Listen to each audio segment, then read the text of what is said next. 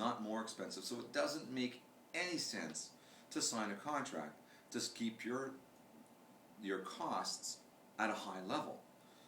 There's no other advantage for you to do that, but there is a big advantage for the phone company to have you sign a contract, and that is that you can't leave them without paying a penalty to go and get a lower cost solution.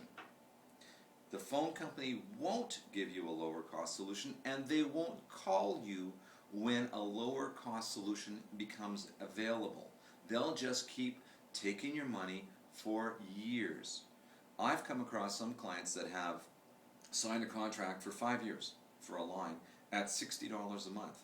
The only way they can get out of that is to pay 50% of the difference for the next 4 or 5 years, whatever they've signed. So it's literally hundreds, if not thousands of dollars. Very expensive.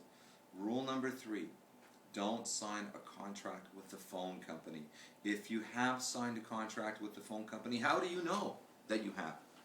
Well, what you do is you get a phone bill